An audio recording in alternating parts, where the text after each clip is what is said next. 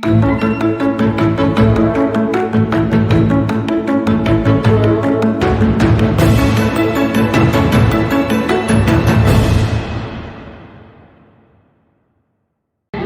pagi, salam bahagia.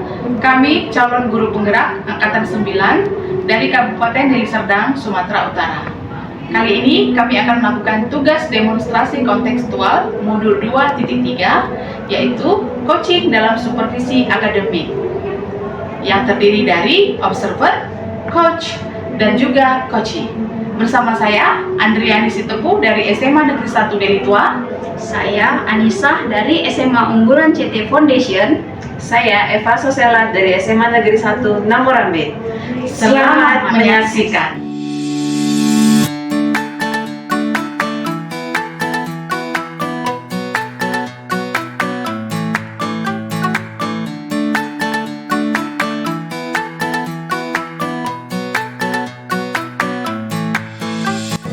Selamat pagi Bu Eva. Pagi Bu Andri. Gimana nih kabarnya? Sehat Bu, Ibu sehat? Ya, sehat. Oke. Baik Bu Eva, hari ini kita akan melakukan proses coaching Ibu sebagai coachnya. Sebelum kita melakukan coaching, sebagai awal saya akan menanyakan beberapa pertanyaan kepada Ibu Eva. Pertama, kita akan mendiskusikan rubrik penilaian kita hari ini. Nah, pada hari ini, coach dan coachee akan saya amati. Dan apakah nanti sesuai dengan rubrik penilaian. Seperti, apakah sudah sesuai alur tirta atau belum. Nah, kemudian bagaimana nanti Ibu memberikan pertanyaan berbobot kepada si coachee. Dan bagaimana coach dan coachee merespon, menanggapi pertanyaan dari Ibu sebagai coach. Kemudian jangan lupa juga ya Bu, untuk menggunakan prinsip coaching dalam proses coaching diantaranya kemitraan, proses kreatif, dan memaksimalkan potensi. Ya Bu ya. Berikut pertanyaan yang akan saya tanyakan kepada Ibu. Nah, untuk proses coaching nanti, kompetensi coaching apa sih yang ingin Ibu kembangkan? Kompetensi yang ingin saya kembangkan itu Bu, yang pertama itu presence, kehadiran penuh, lalu mendengarkan aktif, lalu bisa mengajukan pertanyaan yang berbobot. Nah, itu kompetensi yang ingin Ibu kembangkan ya. Nah, kemudian kompetensi mana nih yang secara spesifik yang ingin sekali Ibu observasi? Yang paling spesifik yang ingin diobservasi ya Bu, bagian saya itu saya pengennya mendengarkan aktif dan mengajukan pertanyaan yang berbobot. Baik. Oke. Nah, indikator yang bagaimana yang Ibu inginkan dalam proses coaching ini nanti? Indikatornya saya nanti inginnya itu coachingnya nanti bisa menemukan solusi dari permasalahannya sendiri melalui pertanyaan-pertanyaan yang saya berikan gitu. Jadi coachingnya bisa berpikir untuk menemukan solusi dari permasalahan yang dihadapi dia. Baik Bu. Nah, jadi sudah bisa kita simpulkan apa yang akan Ibu lakukan dalam proses coaching nanti. Nah, demikian dulu ya Bu observasi kita kali ini. Semoga proses coaching yang Ibu lakukan dengan coachee dapat berjalan dengan baik. Baik Bu, terima kasih Bu. Terima kasih. Selamat pagi Bu Eva. Pagi Bu Andri. Baik, selamat pagi Bu Anissa. Selamat pagi Bu Eva. Apa kabar Ibu? Baik Bu, saya sehat Bu. Gimana katanya ada yang mau kita diskusikan pagi ini? Iya Bu, sebelumnya saya minta izin terlebih dahulu sama Ibu karena sudah mengganggu waktu Ibu dengan saya mau bercerita. Tidak apa-apa. Saya izin ya Bu ya. Jadi seperti ini Bu, di kelas saya itu saya masuk di kelas 10 Mendel. ada beberapa siswa di sana yang sering sekali tidak mengikuti jam pembelajaran saya.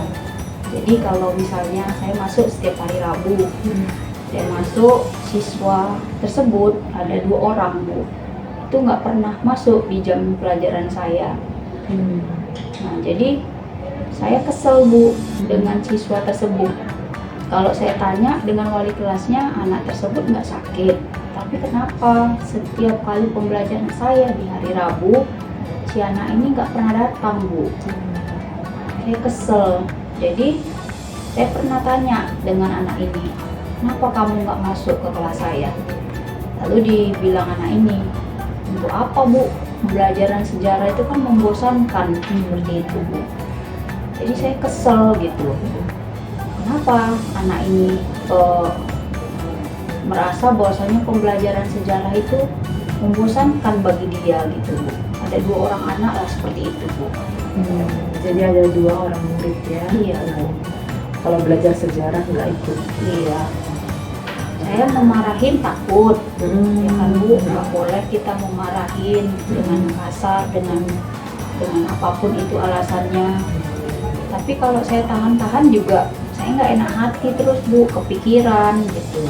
Gimana ya caranya siswa ini itu suka di pembelajaran saya dan mau masuk gitu Bu. Makanya saya kesinilah mau curhat, mau diskusi sama Ibu. Jadi nanti pengennya Ibu gimana kalau setelah selesai cerita ini, tujuannya gimana? Kalau saya sih kepengennya Bu, setelah saya bercerita ini sama Ibu, diskusi ini sama Ibu, permasalahan, kemudian solusi itu saya temukan, sehingga saya bisa membuat si siswa saya ini tadi itu tertarik dengan belajar sejarah saya Bu. Saya kepengen sekali gitu solusi yang saya dapatkan ketika berdiskusi dengan Ibu. Jadi tadi ada 2 murid ya, Bu, ya. 2 murid tidak masuk pelajaran sejarah. Upaya apa yang sudah Ibu lakukan selama ini untuk menghadapi 2 murid yang gak mau belajar sejarah ini tadi? Iya, yang pertama yang saya lakukan tadi Bu, saya panggil siswanya, kenapa dia nggak datang di pembelajaran saya? Nah itu tadi dia bilang, katanya pola pembelajaran sejarah membosankan. Lalu saya mencoba untuk mengarahkan sama 2 murid saya ini, apakah memang pembelajaran saya membosankan? Seperti itu. Lalu saya bilang, saya sudah memberikan tugas melalui games, kemudian saya juga sudah membuat mereka itu tidak terlalu banyak mengerjakan tugas-tugas tertulis gitu. Artinya pembelajaran itu kan sebenarnya tidaklah membosankan gitu, seperti yang dibilang oleh 2 siswa saya ini. Seperti itu Bu. Ya berarti Bu Anissa sebenarnya sudah banyak ya melakukan di kelas itu games dan segala macam supaya murid ini mau belajar gitu ya. Menurut Ibu apa hambatannya gitu yang membuat murid ini tetap tidak mau belajar, padahal Ibu sudah banyak membuat hal di dalam kelas, sudah banyak games, sudah banyak strategi yang Ibu lakukan, tetapi tetap mereka tidak mau belajar gitu. Apa hambatannya kira-kira? Kalau saya pikir-pikir ya Bu, hambatannya itu kan siswa kan bermain games gitu kan Bu, menggunakan handphone. Dan kalau saya lihat memang kalau games yang saya kasih dengan mereka itu harus menggunakan internet Bu. Dan siswa ini setelah saya tanya kemarin, dia bilang katanya dia nggak punya paket Bu. Makanya dia tetap nggak suka dengan pelajaran tersebut dan nggak suka dengan permainan game itu gitu. Jadi ada permainan game tapi harus menggunakan internet. Iya gitu ya. Baik. Ibu Anissa, setelah kita tadi mengidentifikasi begini, apa rencana yang mau Ibu lakukan untuk mengatasi hambatan yang sudah dialami oleh murid ini tadi? Saya pikir-pikir ya Bu, setelah kita tadi berbicara gitu kan, apa ya yang harus saya lakukan untuk ke siswa ini. Pertama, saya udah kasih game, ternyata game tersebut dia nggak bisa ikuti juga karena terkendala masalah internet, nggak ada paket dia. Mungkin saya mau membuat ini Bu, sepertinya mau mengadakan sebuah eksperimen tentang gaya belajar siswa kayaknya Bu. Ini gaya belajar anak ini seperti apa dia maunya. Saya mau buat nanti di satu kelas itu saya mengadakan suatu evaluasi tentang gaya belajar mereka. Jangan-jangan satu kelas itu juga sebenarnya nggak suka pembelajaran sejarah, tapi dipaksakan, ya Bu ya. Makanya nanti mungkin saya ke depannya ini akan membuat suatu evaluasi tentang gaya belajar mereka, apa gaya belajar mereka yang mereka inginkan. Seperti itu mungkin mau saya buat. Mau dibuat evaluasi Seperti itu. Berarti evaluasi terhadap mau membuat ini Bu, sepertinya mau mengadakan sebuah eksperimen tentang gaya belajar siswa kayaknya Bu. Ini gaya belajar anak ini seperti apa dia maunya. Saya mau buat nanti di satu kelas itu saya mengadakan suatu evaluasi tentang gaya belajar mereka. Jangan-jangan satu kelas itu juga sebenarnya nggak suka pembelajaran sejarah, tapi dipaksakan, ya Bu ya. Makanya nanti mungkin saya ke depannya ini akan membuat suatu evaluasi tentang gaya belajar mereka, apa gaya belajar mereka yang mereka inginkan. Seperti itu mungkin mau saya buat. mau dibuat evaluasi Seperti itu. Berarti evaluasi terhadap semua siswa. Tadi takutnya semua siswa tidak termotivasi, ya Bu ya. Baiklah. Kapan kira-kira rencana ini akan Ibu lakukan? Kebetulan saya besok ada masuk Bu juga, tapi bukan di kelas yang ini kan Bu. Saya besok masuk di kelas Galileo, 10 Galileo. Mungkin saya akan membuat suatu penerapan juga di kelas Galileo untuk mengevaluasi gaya belajar mereka seperti apa. Seperti itu Bu. Gaya belajar mereka seperti apa mau saya telah dulu. Jadi saya bisa mengambil kesimpulan nanti apa yang harus saya lakukan untuk mereka suka dengan pembelajaran saya. Mungkin nanti saya akan lebih kepada nge-mix pembelajaran saya. Misalnya sekali-sekali saya menggunakan audio visual sekaligus games di luar. Seperti itu. Mungkin saya nanti akan membuat lagu besok untuk evaluasi ini di kelas yang lain. Jadi nanti saya akan menerapkannya juga di kelas yang bermasalah tadi, 2 siswa. Berarti ada kelas pembanding juga ya Bu ya? Iya, saya Ada fokus tadi itu loh. di kelas yang satunya lagi Ibu evaluasi juga untuk melihat bagaimana motivasi murid ini untuk belajar sejarah gitu ya.